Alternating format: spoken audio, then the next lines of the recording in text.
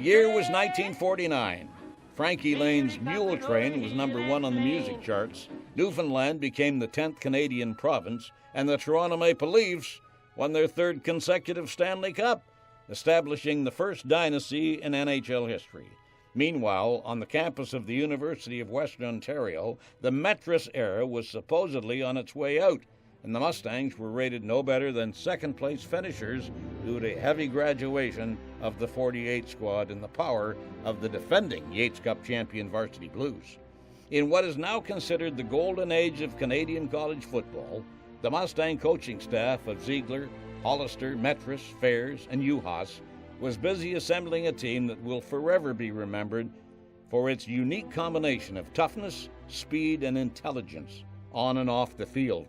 2 exhibition games were scheduled prior to the season opener, the first a 25-0 drubbing of OAC, and the final tune-up against the Sarnia Imperials, a member of the Ontario Rugby Football Union, a league that preceded the CFL and contested for the Grey Cup, where an injured and depleted Mustang squad witnessed its first loss on home soil in over 4 years.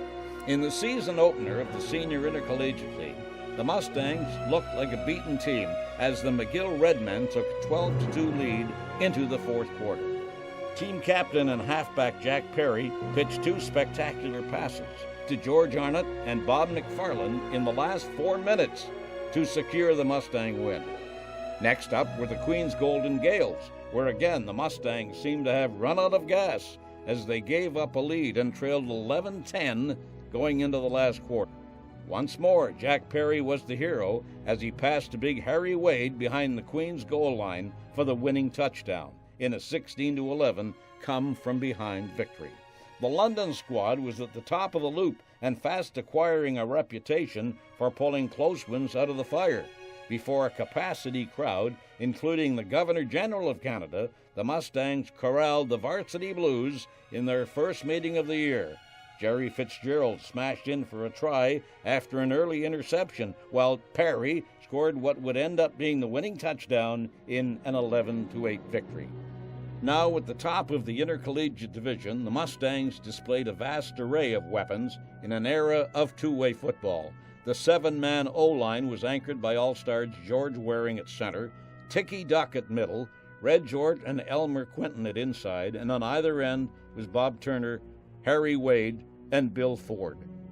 The split T formation backfield employed by the Mustangs had interchangeable parts with George Arnott and Doug Gray at the quarter, Bob Pierce, Murray Henderson, and Bob Farley at the halves, Jerry Fitzgerald and Jack Matthews, Blake Taylor at the fulls, and possessed world-class speed with Olympic track sprinters Don and Bob McFarland and Jack Perry. Despite the abundance of talent, the Mustangs ran into a reinvigorated Varsity Blue team the following week and were beaten 7-0, the first shutout put on a Mustang team since 1938. A rematch with Queens, while in the midst of a season slump, found the Mustangs in a tough 18-18 tie with only a few precious seconds left. The Gales, encroaching on the western goal line, chose to gamble on a second down plunge instead of kicking for the winning points. Fumbling the ball on the rushing attempt, Mustang defender Bob Knox recovered and thwarted the Queen's bid for a touchdown and preserved the Mustang season. In the final regular season game of the year, and for the first time since 1938, a team other than Western would finish in top spot.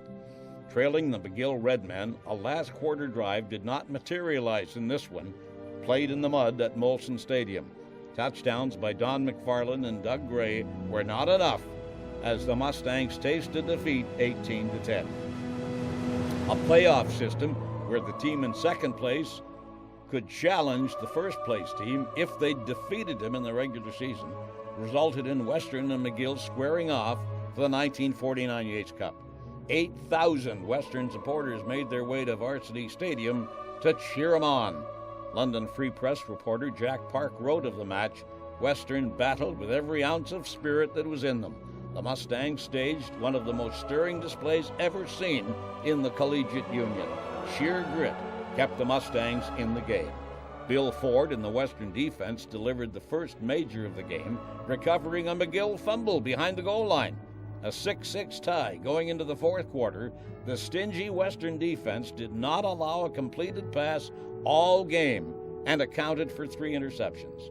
A fourth quarter pass by Doug Gray to Dick Hill resulted in a spectacular over-the-shoulder catch and run to the end zone in what turned out to be the game-winning touchdown. The Mustangs would prevail with a 12-9 victory, giving Western the 1949 Yates Cup championship and the Mustangs their third Yates Cup title in 4 years. At the conclusion of the season, 6 Mustangs, Waring, Ort, Arnott, Quinton, Perry, and Bob McFarland, were recognized as Intercollegiate Union All-Stars. Jack Perry was the recipient of the George McCullough Trophy as the team MVP and was generally considered the most outstanding collegiate player in all of Canada. Known for their grit and determination on the field, the 1949 Mustangs also set the standard for what could be achieved off the field, epitomizing the truest example for the conception of the student athlete. The team included 6 World War II veterans, 5 Canadian Olympic athletes, and 16 players who would graduate from medical school and become pioneers in the world of medicine. Champions on the field, they set the standard for all Mustangs to follow of what can be achieved after their playing days come to an end. The 1949 team, all Mustang legends.